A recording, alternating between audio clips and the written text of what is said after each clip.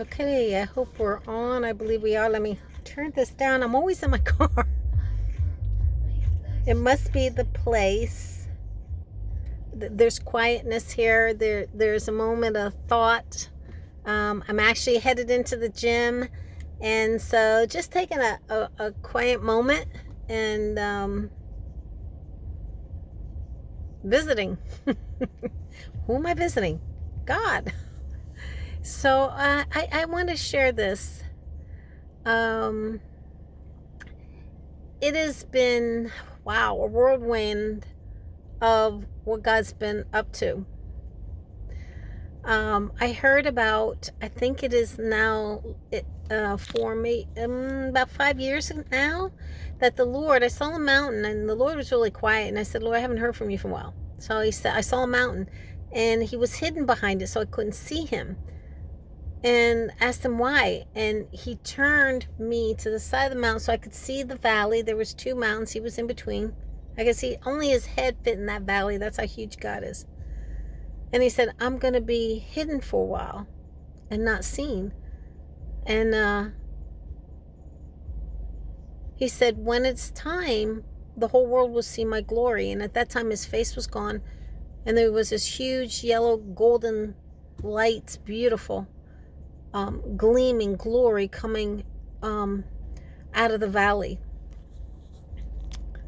And so, I'm glad I got this word early, because the Lord was telling me he's going to be hidden for a while and to trust what he's doing. And the world all will see, not just the Christians, all will see what he was doing and what he's up to. So his glory, I'm still waiting for that moment and to see him. And I see him in a lot of things and so forth, but I think this is just going to be so magnificent that it's going to be unmistakable what God, who God is and what he was doing, and the way the arising is going to happen. There's not going to be a doubt, and it's not going to be small. So a lot of us have been trying to evaluate this, where are we going, what are we doing, the uncertainty of what's been happening, not just in the world, but in each one of our lives. It shook everybody. And I thought this was going to be quick and over, this COVID, and hoping it was. I said the longer it goes, I just foresaw a lot of things that weren't going to be good. And so here we are, March, April, May, June, July, August, September, October, 7 months later, and still in it. So just like everybody else, I went through tons of emotions, tons of things, emotions, trials, tribulations, highs, lows, questioning things, spiritual deaths, spiritual awakenings, all kinds of things, and wondering, kind of like, when am I going to get it? When am I going to be there? When is this part going to be over? When is the norm coming back? When is the feel-good feelings all the time going to come back? When is the celebration? And because of that vision that God gave me, I don't think it's here yet. And I think we need to kind of stop trying to evaluate our situation by our emotions. It's just not working. That'll never work. I've had to learn to put my emotions aside, not trust in them whatsoever, my plans, my ways, but totally in submission to God. The obedience and submission into Christ is your key right now. And if you go by the world, it's going to cast you down.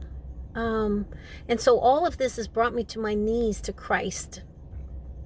And repeatedly for a year and a half saying to the Lord, I don't have a spirit, to myself, from the Lord. I do not have a spirit of fear, but of power, love, and a sound mind. 2 Timothy 1:7, I believe.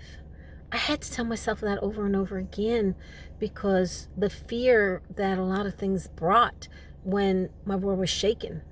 Even though I thought I was on the right path, I thought I was doing the right things, I thought I was in submission, It's uncomfortable and it's been uncomfortable. I think everyone's on that page now.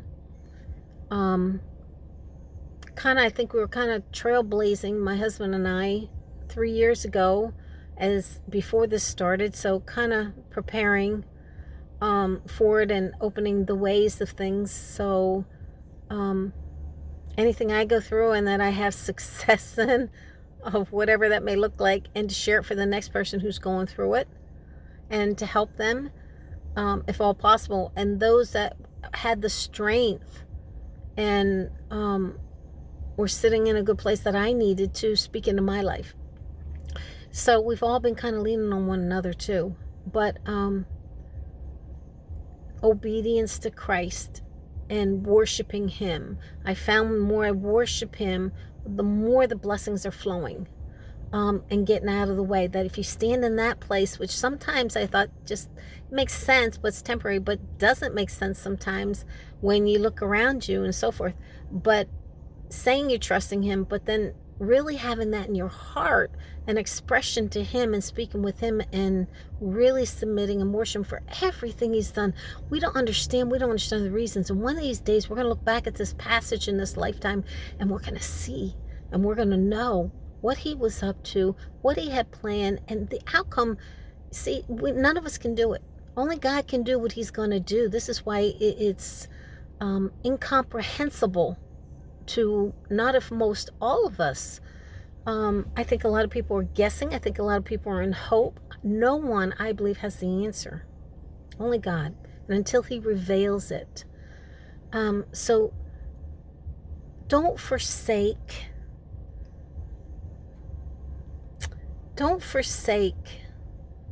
the hope.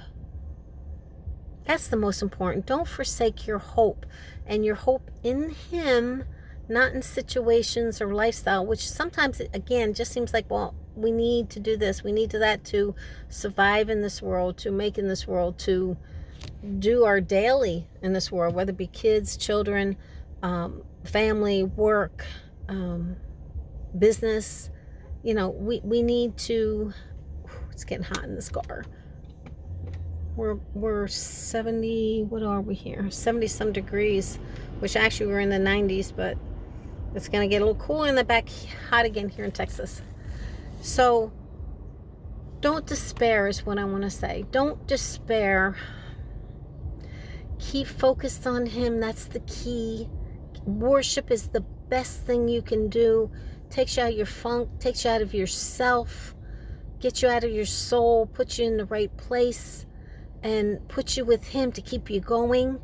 And we're going to make it, and we're going to do well. We're going to thrive. All of us are going to thrive. But through this, no poor me, no pity, none of those things. Don't do any of those things. Don't let the devil take over your mind. Don't let your situation capture the full promise that God has for you that you haven't seen yet. But He will. He will. Whatever